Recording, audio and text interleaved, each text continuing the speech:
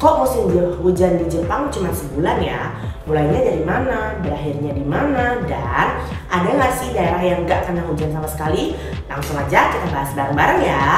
Oke, langsung aja aku bakal bahas apa itu tsuyu. Musim hujan di Jepang itu punya nama loh, namanya tsuyu. Kalau kanjinya seperti ini. Nah, biasanya artinya itu adalah hujan plum. Karena biasanya datang bersamaan dengan musim buah plum mulai matang. Tapi jangan bayangkan hujan terus kayak di film drama ya. Tsuyu ini lebih seperti gerimis berkepanjangan, mendung terus, lembab, dan sesekali turun hujan deras. Yang unik adalah tsuyu ini hanya bisa berlangsung sekitar sebulan aja. Biasanya dari awal Juni sampai awal Juli. Untuk mulai dari mananya dan arahnya kemana, nah tsuyu ini datangnya nggak sekaligus ke seluruh Jepang. Biasanya dimulai dari daerah paling selatan kayak Okinawa, sekitar akhir Mei, lalu pelan-pelan naik ke utara, Kyushu, Shikoku, Kansai, Osaka, Kyoto, Chubu, Kanto, Tokyo. Dan terakhir banget itu biasanya sampai di daerah Tohoku itu di sekitar akhir Juni. Di setiap daerah punya tanggal mulai dan selesai yang beda-beda.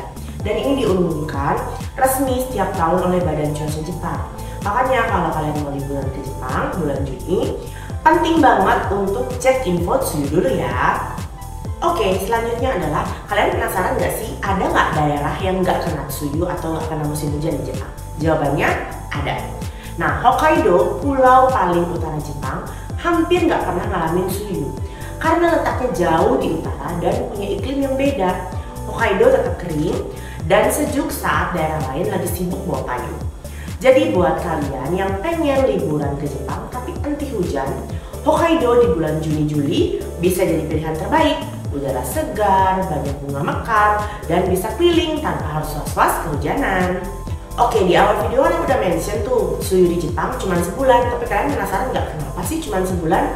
Karena musim hujan ini terjadi akibat pertemuan dua massa udara besar, udara dingin dari utara dan udara hangat lembab dari selatan. Pertemuan ini menciptakan front hujan yang stay cukup lama, tapi setelah itu hilang. Begitu musim panas Jepang beneran datang, biasanya pertengahan Juli, tsuyu pun selesai dan matahari langsung menyala. Ngomong-ngomong soal hujan, ada tradisi Jepang yang lucu banget. Di Jepang, banyak anak kecil yang gantung teru-teru bozu, boneka putih kecil dari kain di jendela rumah mereka. Tujuannya adalah biar besok cuacanya cerah. Tradisi ini udah ada sejak zaman dulu dan masih sering dilakukan sampai sekarang. Lucu ya cara sederhana minta hari yang cerah. Oke, lanjut ke tips liburan saat tsuyu. Kalau kalian mau liburan saat tsuyu nggak masalah. Dengan sedikit persiapan, kalian bisa jalan-jalan dengan nyaman dan gaya. Ini dia tips dari aku. Selalu bawa payung lipat karena hujan bisa turun kapan aja.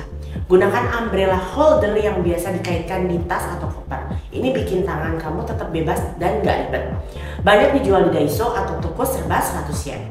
Pakai sepatu tahan air atau sandal nyaman. Hindari ya sepatu kain yang gampang menyerap air. Nah, terus di Jepang juga ada semprot sepatu atau tas yang bisa bikin waterproof. Namanya waterproof spray. Biar tetap kering walau kehujanan. Terus juga ada kalian bisa gunain Fujiko Pompong Powder. Ini tuh kayak semacam dry shampoo dalam bentuk bubuk yang bisa menyerap minyak atau keringat di kulit kepala. Cocok banget buat cuaca lembab saat tsuyu. Kalau di Indonesia tuh kadang orang bisa pakai bedak ya. Nah, kalau ini khusus powdernya tuh memang buat rambut. Jadi manfaatin tempat-tempat indoor kayak museum, akuarium, atau kafe lucu buat ngadem sambil nunggu hujan reda. Selalu cek perkiraan cuaca setiap pagi aplikasi seperti Tenki.jp atau Yahoo Weather. Bisa kalian jadiin sahabat kalian selama liburan musim hujan. Dengan tips ini, hujan gak akan jadi penghalang buat nikmatin sisi lain Jepang yang adem dan tenang. Oke, selanjutnya adalah daerah paling indah saat hujan. Jadi ada tempat-tempat yang justru terlihat cantik loh saat musim hujan. Contohnya apa? Oke. Beberapa contohnya itu ada kuil Mei Getsuing di Kamakura yang penuh bunga ajisai. Kalau kalian penasaran bunga ajisai itu apa, aku udah sempat bikin videonya, langsung aja cek ya. Terus ada Kyoto dengan kuil-kuil berlumut hijau segar setelah hujan.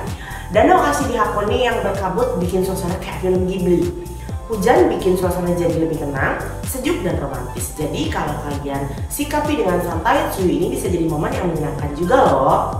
Jadi sekarang kalian udah tahu kan kalau musim hujan di Jepang itu unik banget. Cuman sebulan dimulai dari selatan ke utara dan ternyata ada juga daerah yang gak kena hujan sama sekali. Kalau ada rencana ke Jepang sekitar bulan Juni atau awal Juli, pastiin atur itinerary kalian yang fleksibel ya. Atau sekalian aja kalian ke Hokkaido, bebas hujan, udara adem dan pemandangannya luar biasa. Oke, jadi biasanya kalau orang Jepang itu akan punya aplikasi atau website untuk melihat cuaca. Ini tuh bisa kalian lihat seminggu ke depan. Nah, seperti ini contohnya di tanggal 29. Oke, aku bakal cek di daerah Sapporo ya. Nah, ini dia nih. Oke, jadi di sini akan diperjelas lagi di Sapporo itu ada beberapa daerahnya akan dikasih lihat. Terus juga untuk suhu tertinggi tuh contohnya ada di sebelah kiri dan suhu terendah di sebelah kanan. Terus untuk 10% itu untuk intensitas hujannya hanya 10%, itu biasanya nggak akan hujan sih. Next itu di Nagoya. Nah, ini dia beberapa daerahnya. Oke, seperti ini. Terus next kita coba di Tokyo. Nah, Tokyo rata-rata berawan ya. 40% itu kemungkinan harus bawa payung sih. Jadi better harus bawa payung kalau udah 40%.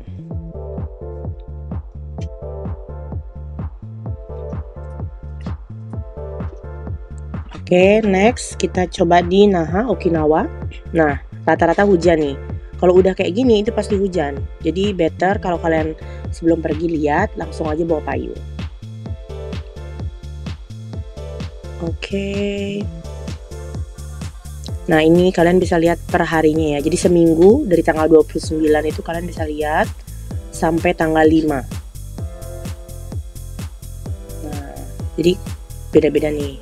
Jadi sebelum kalian misalnya udah mau pergi, better cek dulu di website ini, nanti kalian bisa akses agar kalian bisa prepare nih. Kalau udah 40% itu better bawa payung. Kalau masih 10-30 itu kemungkinannya nggak hujan sih. Terus suhunya juga kan di sini jelas. Tertingginya misalnya 23, terus terendahnya 13 derajat. Nah, ini aku cek nih setiap harinya.